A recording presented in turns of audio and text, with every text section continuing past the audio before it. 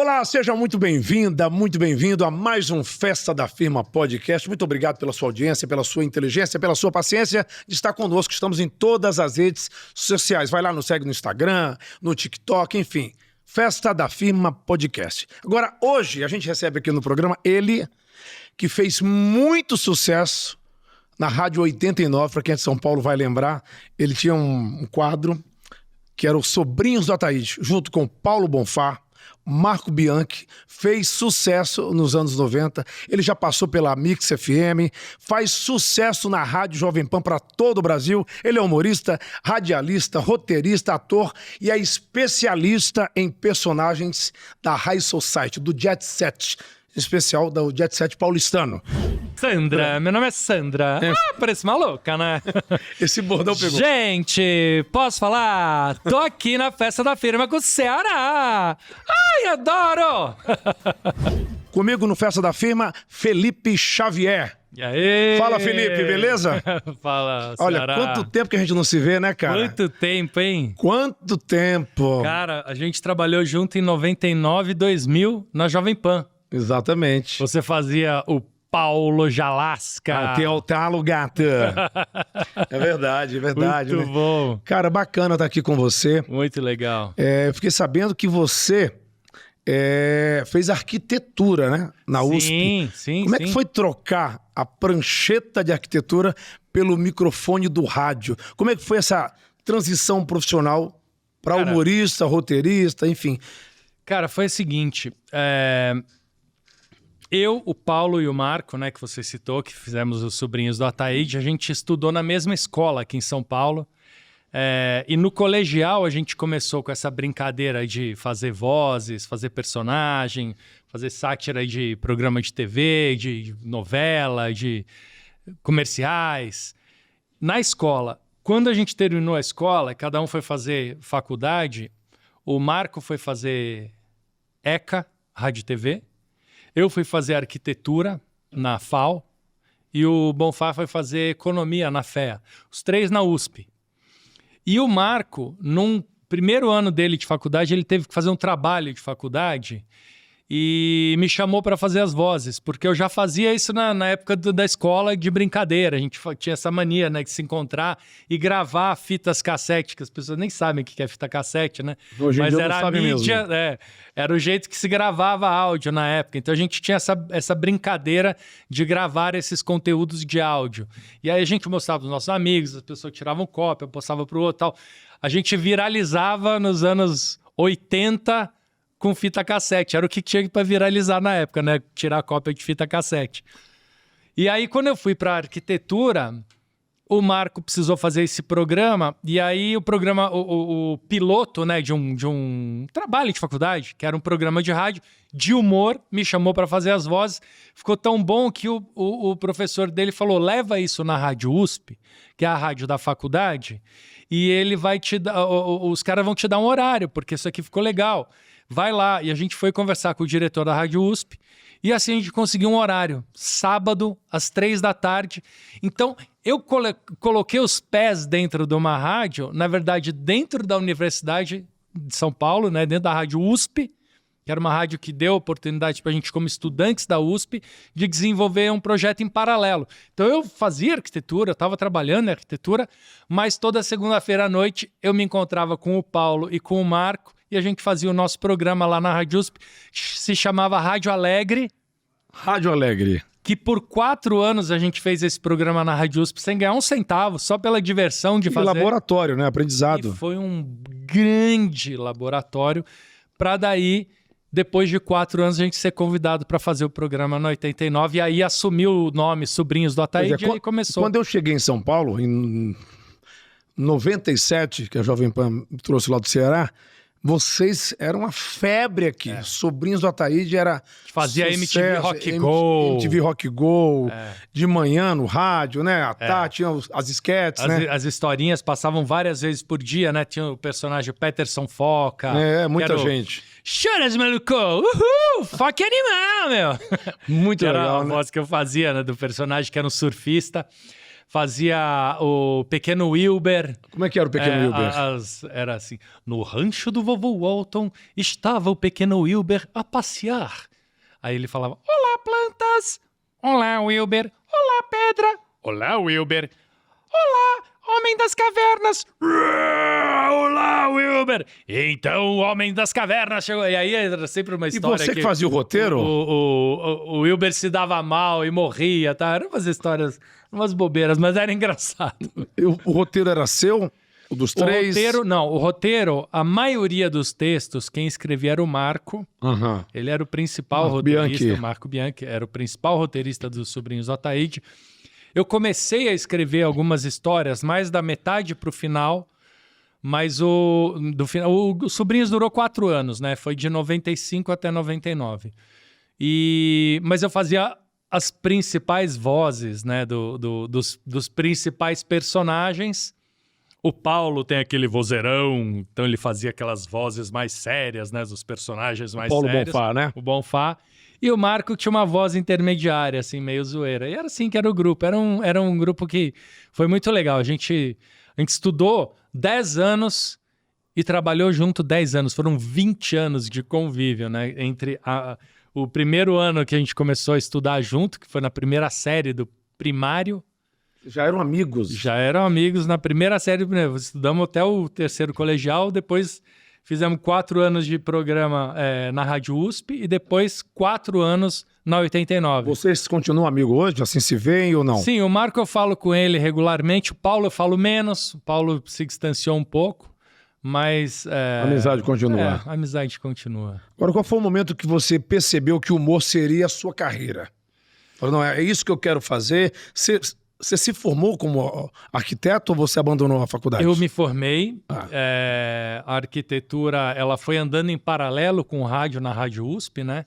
E num determinado momento, eu estava no último ano de faculdade. Eu já estava no 89 FM, só que a gente gravava à noite. Programa de rádio, ninguém conhecia o meu rosto, né? E eu trabalhava durante o dia numa empresa chamada Richard Ellis, que é uma empresa que hoje chama-se CBRE, que é de imóveis, né? Uma consultoria imobiliária. E eu trabalhava lá. E aí nós somos capa da Veja São Paulo. E aí saiu eu, o Paulo e o Marco, capa da Vejinha. E aí eu cheguei na segunda-feira, né? A Veja sempre o pessoal recebia domingo à noite, né? Em casa. Cheguei segunda-feira, meu chefe com a Veja em cima da mesa falou: que porra é essa aqui? Aí eu falei, então, isso aqui é um trabalho que eu faço, tal, à noite. Ele falou, é você? Eu falei, você que fala, foca animal? Eu falei, porra, eu sou seu fã e não sabia. Pô, que legal, achei que ele fosse te mandar embora aqui, falei, tava esperando já. Ele curtiu então? Ele curtiu, e aí logo depois a coisa tomou um vulto muito grande, e aí eu consegui me formar, terminei minha tese, eu fiz uma tese sobre shopping center, e logo depois saí da CBRE e aí assumi realmente o escritório dos Sobrinhos do Ataíde. Por quê? Porque, Ceará, a gente pensava o seguinte, cara. A gente via que rádio não dava dinheiro, né? Na maioria das vezes não dava dinheiro. A pessoa ia trabalhar como locutor, ficava funcionário da rádio. Hoje o cara quer ser influencer porque dá mais dinheiro. E aí a gente falou assim, cara, se eu for largar arquitetura, se o Paulo tinha uma empresa de ar-condicionado, estava começando, tinha uns sócios, né? E o Paulo falou, se eu for largar, é para tocar esse negócio para valer. Então a gente, na época, quando a gente decidiu, eu já tinha tirado o meu diploma, já tinha encerrado, né? Então eu pedi as contas na CBRE. A gente alugou um escritório ali na Joaquim Floriano, ali no Itaim, rachando com um amigo meu. Nós compramos uma linha telefônica, que era um negócio que custava uma fortuna na época. O pessoal era hoje não sabe, né? Uma linha era tipo $4.000 uma linha telefônica. Nós compramos uma linha telefônica, um fax, um computador, montamos um escritório e falamos, agora nós somos um escritório, agora o que a gente vai fazer? A gente vai tocar isso como um business.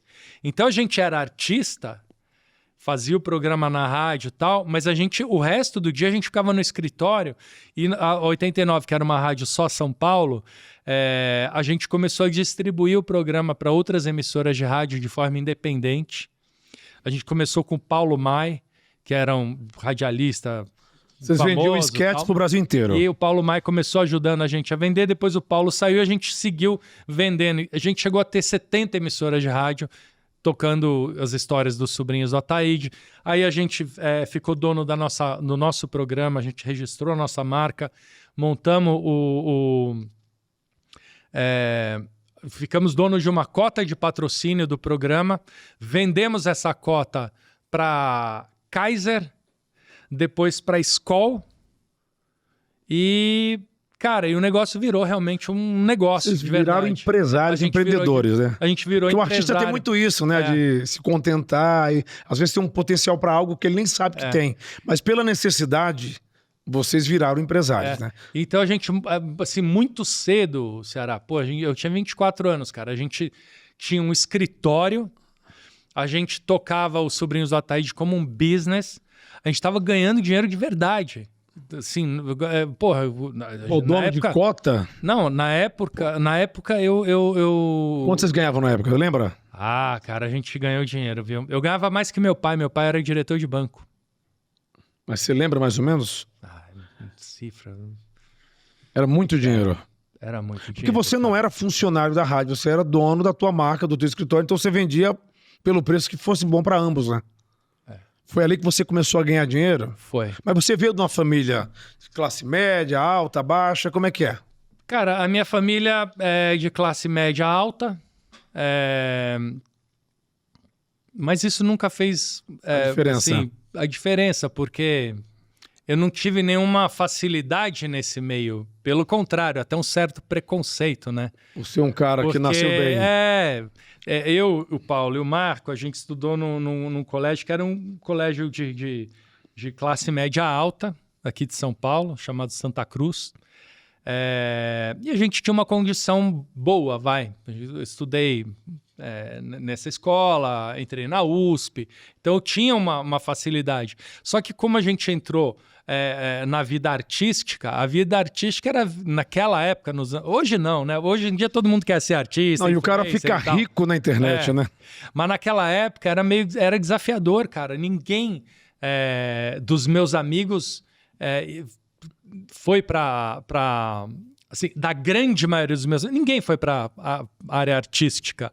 Curiosamente, no meu ano da escola, estudou o Luciano Huck.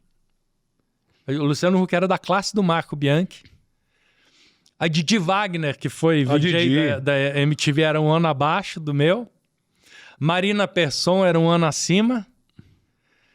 Então, assim, naquele nosso ano tiveram pessoas que realmente que foram para a vida, vamos dizer, foram para a mídia, né? Foram para a vida artística. Mas, assim, era exceção da exceção da exceção.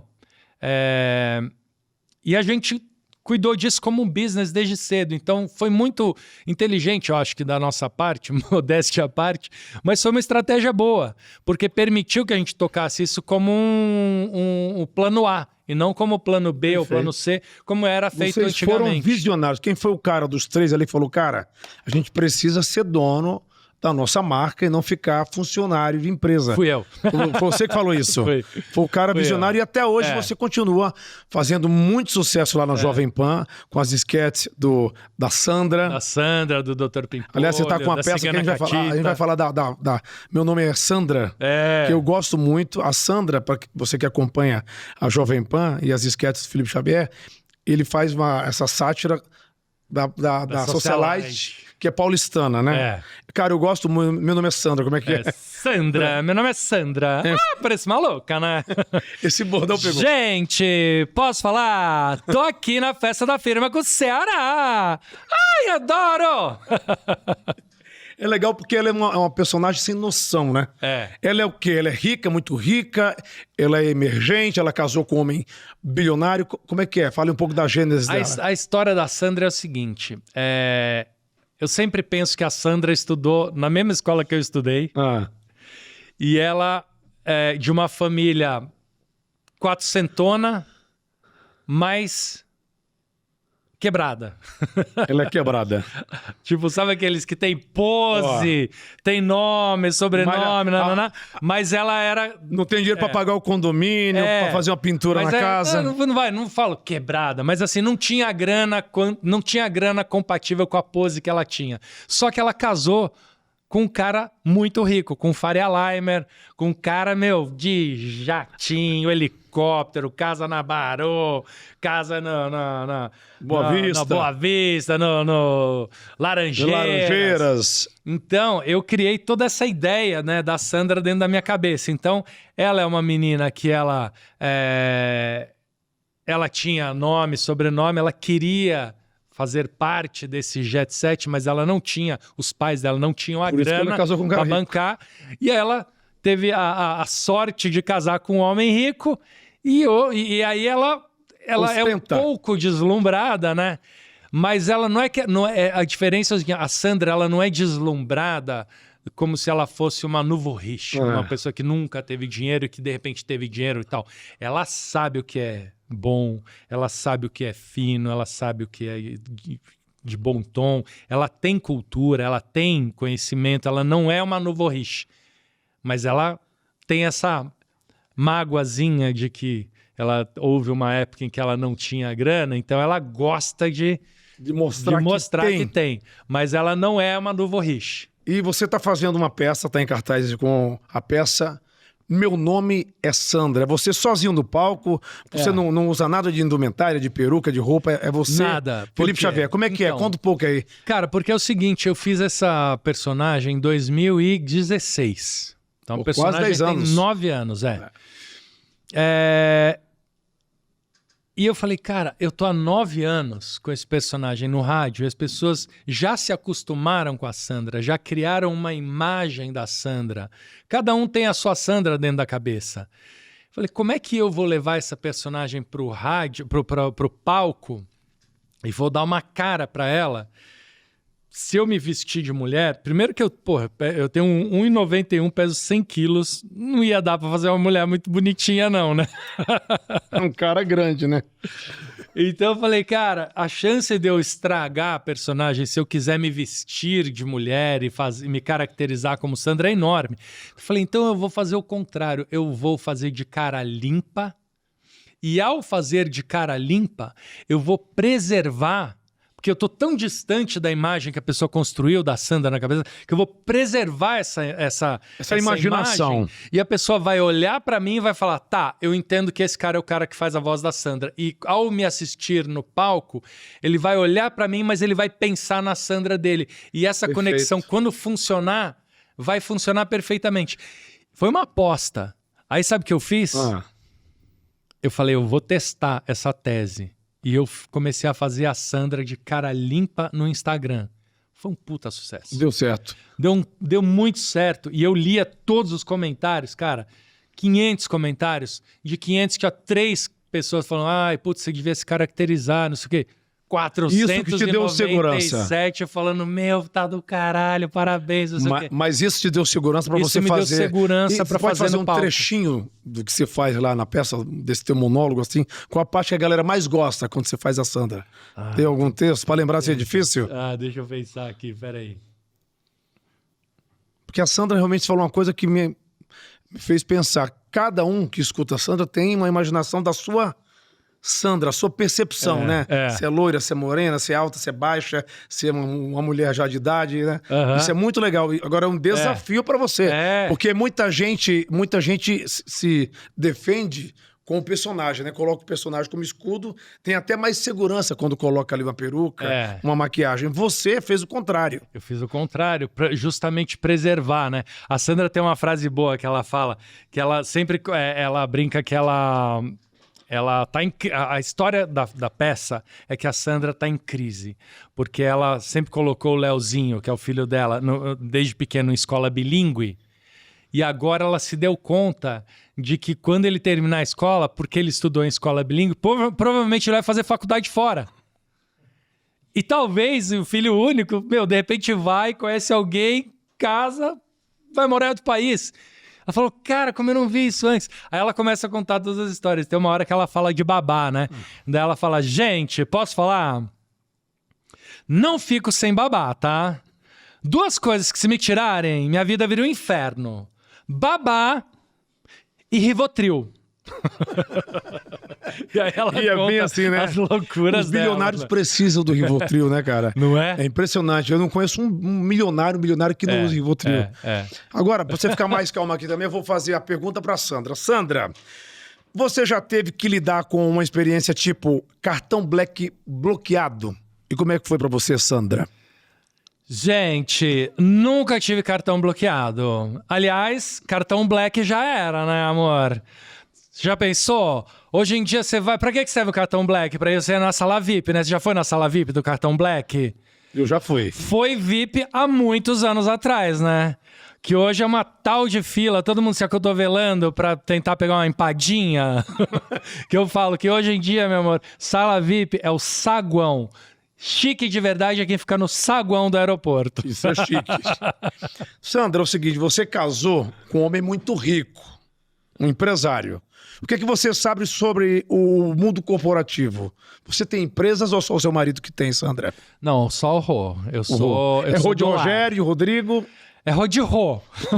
Esse é o grande mistério da Sandra. Ela nunca fala aqui que é o Rô, né? Eu nunca falei. E é tudo assim, o filho é Léo. É o Leozinho. O marido é e Rô. o marido é o Rô.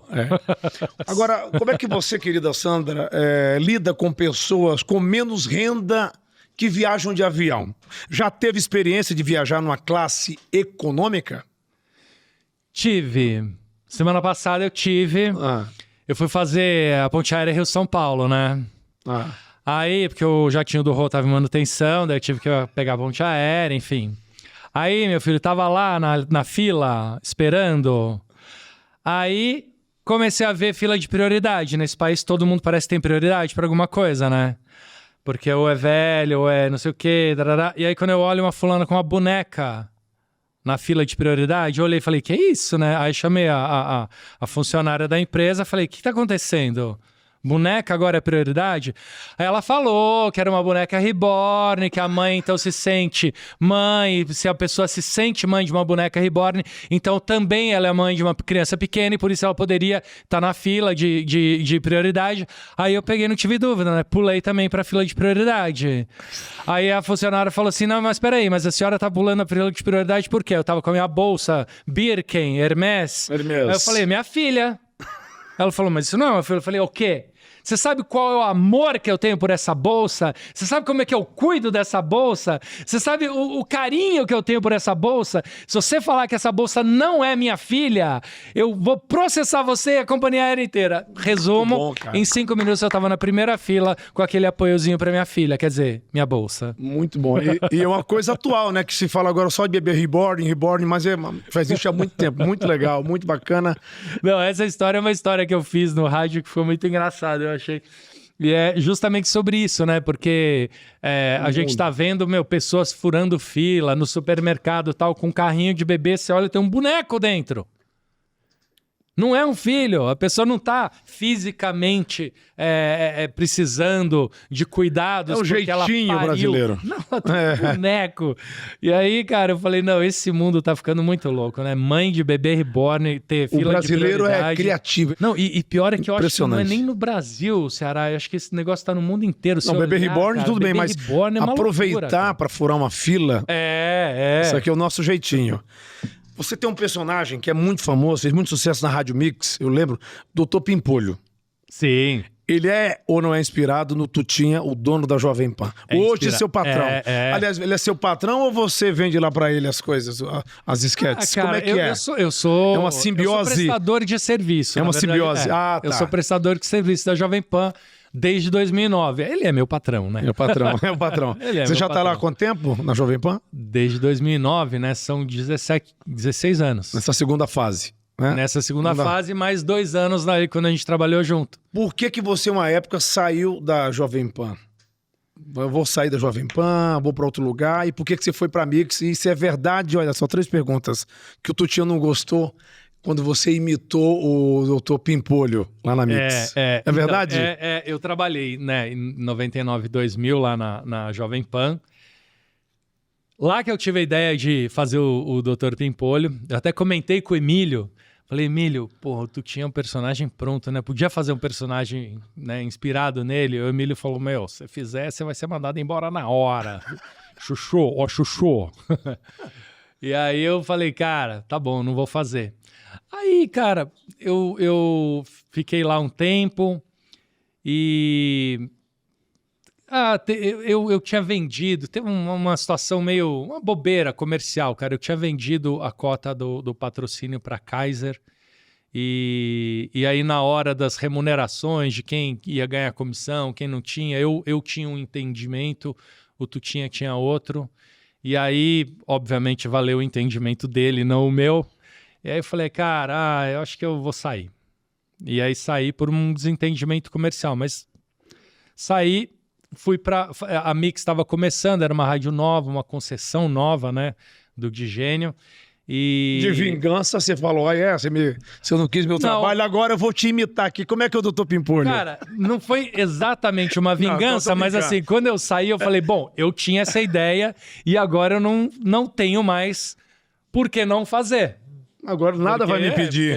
Antes eu deixei de fazer para não ser mandado embora, mas agora eu já não estou mais lá. Então eu fiz um personagem, mas eu não dei nome, eu não mas para quem conhece o Tutinha, faz um pouquinho, por favor, porque é muito bom. E digo mais, é muito igual o Tutinha falando, viu? É uma bela de uma imitação. Meu, quer saber, ó? Vai se fuder e tá demitido, meu. Que saco, meu. Sempre me pedem pra imitar, meu. Que saco. E a secretária dele você também faz. Faço, que é a Silene. A Cileide. Cileide. Ai, doutor Pimpolho, o senhor não pode falar palavrão no programa, aqui no podcast. Cileide, cala a boca, vai, meu. Senão eu vou te demitir também, meu. E aí, quando você saiu da Mix... daí eu fui pra Mix, fiz o personagem. Inicialmente eu não era para ninguém saber, era só uma ideia, uma inspiração. Mas o meio rádio inteiro percebeu que era uma zoeira com o meu antigo patrão, né, da Jovem Pan. E aí tem essa história de que no início parece que ele não gostou, ficou bravo, achou que era uma sacanagem e tal, não sei o quê. Mas depois ele achou engraçado. E esse que é o bom, né? O cara achou engraçado. Se viu, não exageradamente, lógico. Sim, e soube rir de si mesmo, né? Que essa é a grande sacada. É uma caricatura, é uma homenagem também. Tu tinha um cara querido. Então, e aí Tutinha foi padrinho do meu casamento. Eu admiro muito o Tutinha, porque foi ele que me trouxe pra São Paulo. E você vê que coisa curiosa, né? Eu fiz um personagem que era uma sátira inspirada nele. Inicialmente, parece que ele não gostou e tal. Mas depois ele assumiu, achou graça... E me contratou para fazer na rádio dele, né? Você então, já tá lá desde 2009. 16 anos, né? Então é um cara que tem um fair play e é uma das minhas inspirações no humor, né? Porque o Tutinha, para quem não sabe, o dono da Jovem Pan, nos anos 80 ele fazia um personagem que era o Djalma Jorge. E era engraçado pra cacete. Era muito engraçado. Fazia o Mike Nelson, o Djalma Jorge. Ele tinha os programas de humor na rádio Jovem Pan que era... Tipo, moleque, eu escutava e eu ficava louco. Então, é muito legal trabalhar com um cara que foi a sua inspiração, né? E ele dava muita audiência, não é da minha época porque eu não morava em São Paulo. Mas dizem que ele dava muita audiência, que tinha uns quadros, o Emílio fazia com ele, o primo dele, e ele ficava dando placa dos carros, não sei se é verdade, de motel. Os carros iam entrando no motel, ele dava a placa do carro na voz. Isso eu não sei. E diz que dava audiência, parava São Paulo, batia audiência de televisão. Caramba. Agora, imagina, se você tivesse feito nessa época aí o Pimpolho, na época das redes sociais, teria viralizado, né? Teria tomado uma proporção ainda maior. Mas se você... Felipe, e os sobrinhos da Thaís voltassem hoje, como é que vocês lidariam com essas redes sociais, TikTok, né, com o Instagram, Twitter, que hoje em dia o Twitter virou fórum de debate, né? Como é que você faria se tivesse hoje fazendo Sobrinhos da Ataíde com sucesso aí das redes sociais? Eu acho que é muito difícil, né? Eu não sei. Quando a gente surgiu, não tinha... nem internet direito, tava começando, né, a internet. Era o início. Sabe que a gente ganhou o prêmio Best de melhor site de entretenimento em 97, com o site dos Sobrinhos do Ataíde? Já tinha site deles? Já tinha, a gente foi pioneiro, a gente fez um site assim logo no começo da internet. Tinha uma empresa que era do irmão do Marco Bianchi, o Caio Bianchi, e o Edu Scheffer, o Ricardo Greenspan e o Raul Meggs, os 4 sócios. São meus amigos até hoje. Fizeram o site dos Sobrinhos da Ataíde. Os caras fizeram o site da Amélia.com, fizeram o site da TAM, antes era TAM, né? Depois virou Latam. E eles fizeram o nosso site. A gente começou nessa época, então a gente tinha o nosso braço digital, que era o digital que tinha nessa época. Eu acho que se fosse nos dias de hoje, certamente a gente teria não só feito rádio, mas rádio e TikTok, e Instagram e tudo que tem para ser explorado. Porque a gente tinha esse drive desde lá, quando era o início da internet. E o que você acha dessa galera nova, desses humoristas novos de internet? Essa galera que... eu acho que tem muita gente boa muita por gente aí, boa. né? Eu acho que tem muita Que gente tipo de humor você jamais faria que você não gosta? Eu não faço um humor que seja ofensivo. Não é do meu estilo. O meu estilo de humor. Meu estilo de humor, cara, é o que eu faço há 30 anos, entendeu? É sátira do dia a dia, é sátira do comum, né? Das pessoas, da rotina, do cotidiano das pessoas. Muito influenciado pela cultura paulistana, que é onde eu nasci, onde eu moro, né? Então, o Dr. Pimpolho tem um sotaque bem paulistano, fala meu pra caramba, tal. A Sandra também é bem paulistana. Então, esse é o meu universo, né? E, assim, é um universo de criação de personagens, mas sempre fazendo sátira do cotidiano das pessoas. Por isso que as pessoas se identificam, por isso que os personagens existem há tanto tempo, né? O Dr. Pimpolho tem 25 anos. E continua relevante, continua fazendo sucesso. Você tem noção, assim, tipo, quando você tem como ver isso, se é uma coisa que é sucesso no Brasil? Quem se identifica mais com o teu tipo de humor? É mais a galera de São Paulo ou você acha que isso já rompeu fronteiras? A galera do Nordeste, do Sul, do Nordeste, do Brasil inteiro. Porque a Jovem Pan, ela tem quantos afiliados tem a Jovem Pan? A Jovem Pan hoje tem 93 e a gente tem mais algumas emissoras independentes que distribuem, que veiculam o nosso programa. E eu faço isso, como eu te falei, cara, eu comecei a fazer isso na época do 89 FM. A gente chegou a ter 72... 30 anos, você está comemorando 30 anos de carreira, é muito tempo. Então a gente está há 30 anos no Brasil inteiro. Então tem, por exemplo, no Nordeste, as pessoas acham que o programa é de lá, entendeu? E aí você tem algum personagem fora desse eixo São Paulo? Você cria alguma coisa mais regionalizada para vender pra galera? Não. Sempre os teus personagens. Sempre os personagens. Tem a Cigana Catita. A Cigana Catita. Ê, lindinho! Que tá afligindo esse seu coraçãozinho, Fala pra Cigana Catita, fala. Essa é uma charlatã. Uma charlatã. Pra você, o humor tem limite ou só quem tem limite é município? Você acha que hoje, com esses temas sensíveis, é difícil pra você fazer humor? Eu tenho um amigo meu, Felipe Mazzoni, que mandou essa que eu sempre falo, cara. Ele fala assim, qual é o limite do humor? Ele responde, Osasco. Aí ele fala, por que Osasco? Porque chegou em Osasco, acabou a graça. Essa é muito boa. Respondido. Não, brincadeira. Cara, eu acho que... para o meu humor que eu faço... O meu limite é fazer um humor que a pessoa vai rir. Se eu fizer algum tipo de piada que de alguma forma for diminuir alguém, ou diminuir, ou menosprezar, ou desprezar, isso, para mim, é o meu limite, do meu humor, do meu estilo de humor. Você já teve que desistir de algum trabalho porque você não concordava com as diretrizes do tipo de humor? Não, isso aqui eu não faço, isso aqui eu não gravo. Você não vai fazer, eu não vou fazer. Já teve alguma coisa que você recusou por não ter a ver com a tua verve humorística, vamos dizer assim? Olha, teve um que eu quis recusar. Mas o dinheiro era bom. Mas o dinheiro era bom. Cara, exatamente. Era o seguinte, cara, e essa é uma história engraçada também. A MTV mudou de mãos, né? Ela era do grupo Abril, né, dos Tivita, e num determinado momento os Tivita encerraram a MTV, só que a MTV americana veio para o Brasil e continuou com a MTV, que é do grupo Viacom.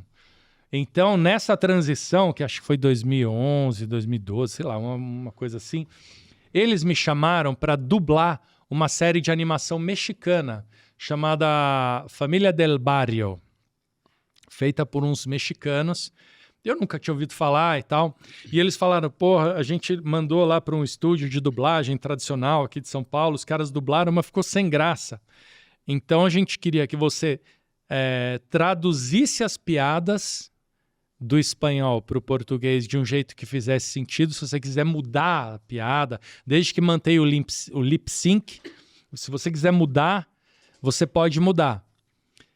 E aí eu olhei, cara, e eu assisti e eu falei, cara, esse humor não tem nada a ver com o meu. Era muito escatológico, muita baixaria, palavrão, tal. E eles falaram, não, mas a gente quer que você faça, tal.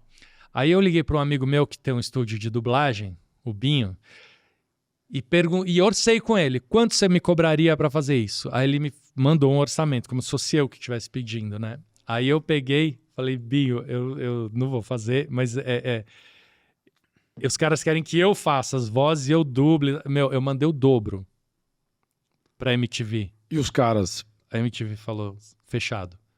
E você fez? Aí eu fiz. Sabe como é que eu fiz, cara? Eu fiz todas as vozes de todos os personagens, eu gravei tudo no closet da minha casa, onde eu morava, que tinha uma acústica boa, eu não tinha um estúdio em casa. Então eu fazia à noite e eu dublava e eu fiz, sozinho no meu Mac, com o meu microfone dentro do meu closet e ganhei uma bela de uma grana. Tá vendo? Ficou legal, mas preço não era ou valor. Mas não era o humor que... Aí quando você viu ali o saldo, né? Falou, caramba. Mas era uma coisa que é o seguinte... Trocou de apartamento. Não, foi legal. Foi um baita de um trabalho. Mas não era meu, entendeu? Então eu olhava e falava assim, cara... E os caras gostaram? Não sou criado. Adoraram, foi sucesso. Foi um dos programas que fez essa transição, né? Era o programa do Supla, o Papito. O Papito. Era um programa que era o Patrick Maia que fazia, um programa à tarde, era o Patrick e uma menina, quem que era mesmo? Era essa animação. E uns meninos que faziam um programa tipo MTV Sports, que a produtora deles chamava Bolovo. Eram esses 4 programas, então era um dos 4 alicerces da nova MTV. Então, teoricamente, tinha uma moralzinha ali, né? Mas, enfim, eu fiz um trabalho que não tinha a ver comigo artisticamente, mas... Tava precisando, é normal, é normal. Hoje tem aí umas bets pagando bem, tem gente que não faz. Não, bet eu não faço. Nunca fez? Nunca fiz e não faço, cara. Porque eu tenho um filho e eu vejo, o que essa molecada fica enlouquecida com bet. Eu vejo, como os moleques começam a apostar e perdem a mão. E, cara, jogo é um negócio que é viciante, né? E existe até pessoas que ficam viciadas de verdade, tem que ir para um rehab de jogo para se desviciar dessa adrenalina que o jogo faz. Então, eu acho muito perigoso isso. Então, eu tive já perto de fazer algum negócio com bet, daí eu pensei, cara, eu botei a mão na consciência e falei, cara, eu tenho um filho, cara, eu vejo o que essa molecada tá fazendo com esses jogos, cara, eu não concordo com isso e eu pulei fora. Muito bem, mas palestras e shows corporativos, você faz, dá dinheiro. Isso é muito legal, Você cara. já fez essa peça, Meu Nome é Sandra, no corporativo? Não. Nunca fez? Não. Mas o que você faz no show corporativo? Como é que eu faço uma palestra. Você faz uma palestra. Eu faço uma palestra que eu conto a minha jornada. Eu conto a minha jornada. Eu conto, Ceará, os desafios de se manter 30 anos relevante num meio tão competitivo quanto o meio da comédia. Continuando com um personagem no ar em 106 emissoras de rádio no Brasil inteiro, com peça em cartaz, com 53 anos de idade e 30 anos de carreira. Como é que faz isso? Então, essa é a minha palestra, né? Eu falo que é sobre resiliência, eu falo sobre criatividade, como se manter criativo, e falo sobre os desafios da profissão, que acaba sendo um espelho para as pessoas que também têm esses desafios nas suas carreiras, verem como que a pessoa fez, né, e de uma forma bem sucedida, e servir de inspiração. Então, é uma palestra motivacional.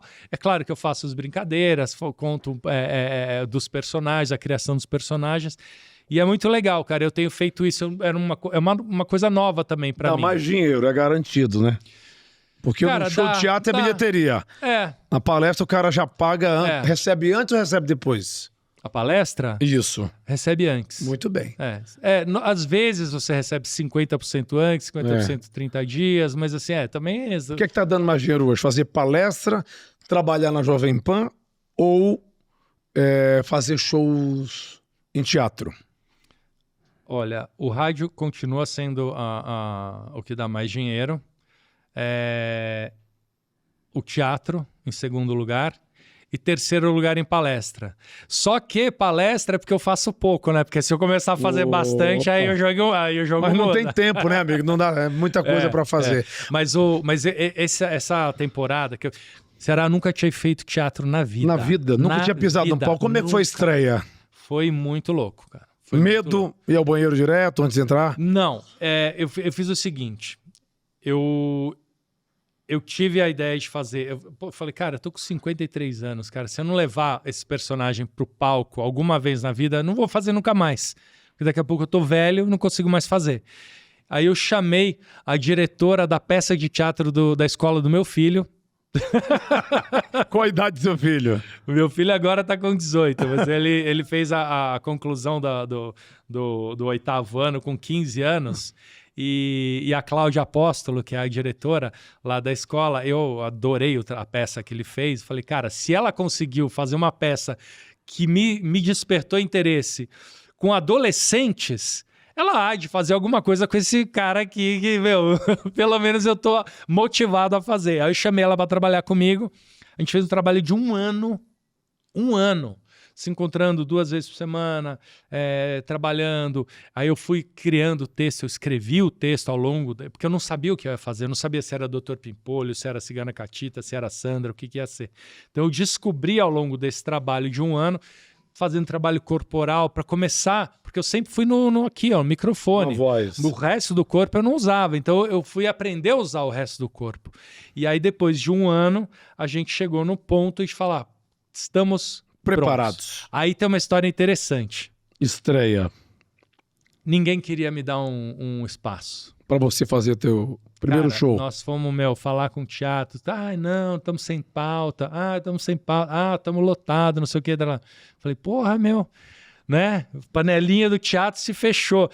E aí, final do ano passado, final de dezembro de 2024. Você levou uma cota de um patrocinador. Dezembro de 2024, cara, abriu uma data que era 11 de dezembro de 2024, com um mês de antecedência, ela falou, olha, ia ter um evento corporativo e tal, não vai mais ter, abriu essa data. Quer? Qual teatro?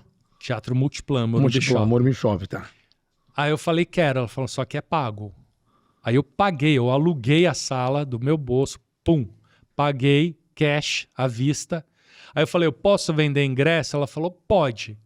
Aí eu vendi, eu falei com o Simpla colocou, mas era como é que é? É um dark post, sei lá. Se você entrar lá no site do Simpla e digitar meu nome é Sandra, você não achava. Por quê? Porque não era um evento público, era um evento privado. Então, o que você fez para divulgar? Só na minha rede social. E da Jovem Pan, te deram lá? Não, porque se você chegasse, você tinha que ter o link.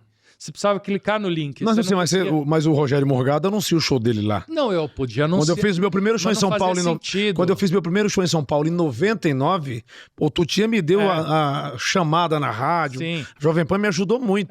Então, eu poderia fazer isso para esse primeiro, só que eu não fiz porque não tinha como. Fala simpla.com.br, a pessoa chegava em casa simpla.com.br e não achava o meu show, porque não estava visível, tinha que ser só com o link. Aí eu fiz o quê? Eu peguei o meu Instagram e falei, olha, eu vou fazer um show. Aí todo mundo, aí, segunda postagem, eu vou fazer um show no dia tal. Porra, que legal. Aí na terceira postagem, vou fazer e vou liberar o link amanhã, 10 da manhã. Aí no dia que eu falei que eu ia liberar, 10 da manhã eu liberei, em 3 horas estava vendido tudo. Esgotou em 3 horas. Sold out. Sold out em 3 horas. Aí o teatro ligou, o Simpla ligou para o teatro e falou, olha, eu acho que vocês têm uma coisa boa aí nas mãos, vocês não estão valorizando. Aí o teatro, depois que a gente fez esse sold out, fez essa primeira apresentação, o teatro ligou e falou, olha, temos umas datas em fevereiro. Aí ele me deu 5 quintas-feiras. Ele deu, o senhor não pagou. Não, aí era outro deal. Tá bom. Aí era o deal normal de teatro, que é percentual da bilheteria. Aí nós esgotamos as 5 ainda em dezembro. Aí ele me deu 4 sextas-feiras e já era início de janeiro. Nós esgotamos. Aí me deu mais 2 terças-feiras e uma quarta. Meu, nós esgotamos tudo. Então, quando a gente começou a apresentar a primeira, a gente já estava quase tudo esgotado. Tinha espaço para as últimas apresentações, que era no final de fevereiro. Mas você sabe o que é isso? É porque você já está há muito tempo aí, com 30 anos de carreira, e desde 2009 na Jovem Pan as pessoas conhecem o teu nome e os teus personagens. Então, muita gente queria te conhecer pessoalmente. Subestimaram, não a sua capacidade, mas porque sabiam que quando fizesse o primeiro, iria dar certo o restante. Então, no final, a gente fez 52 apresentações. E tá em cartaz ainda, não? Não, a gente saiu domingo de cartaz. Eu tô agora dando uma descansada. Vai viajar. E vou voltar em agosto para fazer as cidades no Brasil. Perfeito. Então a gente vai levar a peça. A peça é um monólogo, né? Sou eu só no palco, sentado numa cadeira me apresentando. Mas você fala só sobre a Sandra? É 1 hora de texto. Só da Sandra? Só a Sandra. Só a Sandra. Só. Meu nome é Sandra, vai viajar ao Brasil com o Felipe Xavier. Eu queria saber o que ninguém sabe sobre você por trás da história de sucesso e que vamos saber agora. O que é que você tem aí guardado para falar pra gente hoje aqui no Festa da Firma? Ah, cara. Você lembra que eu falei que você é de classe média alta, teu pai foi banqueiro, você ganhava mais que seu pai. Não, banqueiro não, foi diretor de banco. Diretor de banco. Banqueira. Estaria mais rico. Mas o que é que ninguém sabe sobre você? Cara, que eu sou um cara tímido pra caramba, que eu sou caseiro, eu quase não saio. Eu sou casado com a mesma mulher desde 96, que eu tenho 3 filhos. E, cara, eu sou um cara bem tranquilo. E as pessoas, quando me conhecem, elas nem entendem como é que eu sou humorista, porque eu sou um cara bem quieto, bem na minha, bem low profile. Bem low profile. E é isso, cara. E eu acho que isso daí foi uma coisa que também me protegeu muito, sabe, Ceará? Porque pra gente aguentar esse mundo das celebridades e o mundo do humor e de disposição e tal, é difícil, né? Tem um lado nosso que acaba, às vezes, se machucando, né? Então, quando saber se preservar, saber preservar a vida pessoal, eu acho que foi sempre uma vantagem para mim. E o rádio permite isso, né? Porque a gente trabalha no rádio. Você trabalhou muitos anos, depois você foi para a TV, mas o rádio protege muito, né? O radialista. Você pode sair na rua e ninguém conhecer. Antigamente, porque hoje toda rádio, hoje não, tu tinha que inventou isso aqui no Brasil. Agora tem todo né? estúdio de rádio tem câmera. Tem câmera, e o Tuti foi visionário, colocou visionário. isso no Pânico, né? Foi em 2002, ele foi o cara que colocou câmeras dentro do estúdio. Então, hoje em dia, a magia do rádio não existe mais. Quando a gente fazia lá, eu fazia o Paulo Jalasca, fazia os personagens lá no Pânico, as pessoas queriam saber da nossa imagem, né? E hoje não, hoje você vai, tem rede social, todo mundo já está com a vida exposta. Agora você consegue controlar. A partir do momento que você grava o primeiro vídeo, não tem mais como controlar. Então, e uma coisa que eu fiz, que eu... Uma burrice minha, cara. Que você fez? Eu nunca tinha cuidado da rede social, né? Todo mundo fala, porra, mas você não cuida de rede social? E eu era meio snob, eu falava assim, porra, mas eu tenho 106 emissoras de rádio no Brasil inteiro, por que eu preciso de rede social, Você né? era assim, Felipe? Eu sempre falava assim, pô, eu tenho 106, tem 110 milhões de pessoas que, ligam o rádio e têm a chance de me escutar em 3.200 municípios no Brasil inteiro. Pra que eu vou querer rede social, né? Mas, chegou um dia que eu falei, cara... Eu vou ter que me render a isso, né? Mordeu a língua. E foi no ano passado. E foi muito curioso, cara, porque foi pela necessidade. Atenção, você veio ter rede social agora em 2024. Você não tinha rede social? Não, eu tinha uma rede social que era minha, que eu postava foto de cachorro, foto de... Mas profissional foi agora? Foi agora, Foi em novembro e todo mundo falava, você tem que fazer, você tem que fazer. Você dá um personagem, o tiozão da rede social. Você dá um personagem. Aí, cara, eu falei, tá bom, vou fazer uma história gravando e eu fiz a história do Dr. Pimpolho. E aí foi sucesso? no meu perfil, que tinha foto de cachorro, foto das crianças, foto não sei o quê, eu fiz uma história que era do Dr. Pipoli. Igual do rádio, só que olhando pra câmera. Tá. Eu fui dormir. Quando eu acordei, tinham 90 mil visualizações. Aí eu falei, Opa, mordi a língua de novo. meu, acho que o Deus do algoritmo olhou pra mim, né? Sorriu pra mim. Aí eu falei, cara, eu acho que temos alguma coisa. E tinha uma outra coisa também, cara, isso é muito curioso, né? Eu tinha uma birra, porque o meu Instagram é Felipe Xavier 1. Porque eu fui fazer o Felipe Xavier e já tinha um filho da mãe que pegou o Felipe Xavier, e eu sou o Felipe Xavier 1. E eu tinha uma birra, cara. Eu falava assim, cara, eu não vou me sujeitar a fazer uma rede social com o nome Felipe Xavier 1. Porra, ficava puto da vida. Falando, não vou, quero que se foda. Desculpa a palavra. E aí, fiquei pé da vida, cara. Aí, um exemplo que não é um bom exemplo, mas na época da eleição aqui para prefeito de São Paulo, eu vi que o Pablo Marçal era Pablo Marcal 1. Marcal. Pablo Marcal 1. E o cara tinha não sei quantos milhões de seguidores. Eu olhei e falei, olha só, cara, se o Pablo Marcal tem milhões de seguidores e ele é Pablo Marcal 1, de repente, cara, eu posso ser o Felipe Xavier 1. E eu mudei o mindset. E isso muda tudo, cara. O mindset muda tudo. É o que ele fala. É o que ele fala. Assim, você pegou palestra com ele? Eu não sou fã de porra nenhuma de Pablo Marçal. Nem conheço ele. Mas foi um clique que me deu no nome dele que eu olhei e falei, cara, eu sempre tive birra desse nome. Mas esse cara tem esse nome, Pablo Marcal 1, e tem milhões de seguidores, de repente eu posso até, então, dar uma moralzinha pro meu Felipe Xavier 1. E aí que eu gravei o meu vídeo. Quando eu gravei o meu vídeo, eu fui dormir, tinha 90 mil, e a rede começou a crescer e tá crescendo. E ainda, hoje você, cara. além de humorista, é coach, palestrante, né? E aprendeu com o Pablo Marçal. Pablo Marcal. Agora, o que é que você diria, Felipe Xavier, para o Felipe, aquele jovem de 20 anos atrás, se pudesse, olhando aqui para a câmera, por favor? Cara, eu diria para fazer o que eu fiz, para quando eu era jovem, talvez eu ter não chutado o pau da barraca em algumas coisas que eu chutei. Se eu tivesse levado um pouquinho mais a sério, talvez eu tivesse um pouquinho melhor. Eu acho que quando eu fui moleque, eu fui um pouco inconsequente em algumas coisas. Essa é a minha autocrítica, tá? Isso é bom. Isso é uma autocrítica. Hoje eu olho e falo assim, cara, eu acho que em algumas oportunidades, eu deixei algumas oportunidades escapar. E isso, cara, faz parte da vida, né? A gente não acerta sempre, né? Tem uma história, curiosa. Na época dos Sobrinhos da Ataíde, primeira vez que tocou o telefone na época dos Sobrinhos, foi o Marcelo de Nóbrega, filho do Casalberto Nóbrega, diretor lá da Praça. Praça Nossa. Ligou e chamou a gente para fazer o Peterson Foca na praça. Ele era louco pelo Peterson Foca, ele ouvia a Rádio USP. O seu personagem da época, o né? meu personagem. Ele ouvia a Rádio USP. Eu falei, cara, não acredito que esse cara ouve Rádio USP.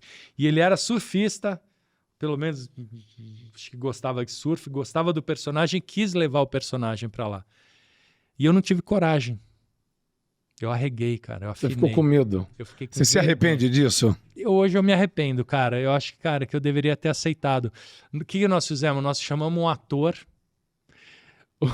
O ator foi lá de Peterson Foca. Ele não era o cara que fazia a voz do Peterson Foca. Nós botamos o ator para fazer o Peterson Foca. No seu lugar? No meu lugar, com o texto que a gente fazia. E aí a gente foi fazer o teste lá. E o Carlos Alberto, cara, quando ele viu aquele ator, começou o sketch, ele não deixou nem terminar. Ele falou, não, tá bom, gente, obrigado, valeu, galera, valeu, obrigado. E nós ficamos com a cara de bunda. E na hora eu falei, putz, grila, cara, cagamos, perdemos a oportunidade, cara. Eu fiquei me sentindo tão mal. E aí, tava lá o Pardini e o Zé Américo, do Café com Bobagem. Os caras estavam lá, eles não conheciam a gente, eles nunca tinham visto a gente na vida. A gente era 3 moleques que faziam um programa na Rádio USP. E o Pardini e o Zé Américo, cara, vieram falar com a gente, falaram assim, não fica assim, cara. Tá tudo bem. Faz parte da profissão tomar não. Vai em frente, cara, e não se abala com isso, não. Olha que do caralho, meu. Olha como esses caras são legais. Você era criança, né? Um garotão, um molecão. Cara, eu tinha 20 e poucos anos. Mas hoje... E a gente perdeu essa oportunidade, cara. Calma. Eu podia ter feito praça, não sei o que, imagina. Mas você ficou constrangido com um ator representando um texto de vocês. Hoje, 30 anos, se o Marcelo ou o Carlos Alberto de Nóbrega chamasse pra você fazer esse personagem, ou a Sandra, que tá hypada, você faria Na A Praça é Nossa hoje? Talvez fizesse, cara. Talvez? Talvez fizesse. Bom, tem que saber qual é o Não, mas qual você é a vai fazer a proposta. Sandra, só que eu não quero a Sandra de cara limpa, eu quero a Sandra com a indumentária, com peruca, com maquiagem, com todos os apetrechos. Bom, hoje que eu tô com com o poder da Jovem Pan hoje e que eu do tô sucesso. com a peça no ar, sem estar caracterizado, eu não faria a Sandra caracterizado na praça, porque eu acho que não ficaria legal. Que personagem você faria se ele chamasse? Doutor Pimpolho, Homem Cueca, a Cigana Catita? Acho que eu faria o Peterson Foca. Faria? Ó, vão te chamar depois dessa entrevista, hein? Cheiras, Malicão! Uhul! Praça Nossa é animal, meu! Gravei a Praça é Nossa em 99. E deve estar na internet isso. O Bola e o Carioca que relembraram isso. E o Bola e o Carioca, na época do rádio, estavam na plateia. Aí eu fiz vozes, fui de cara limpa, fiquei durante um mês, fiz a Praça é Nossa, mas eu não fiquei lá porque eu falei, pô, era cachê.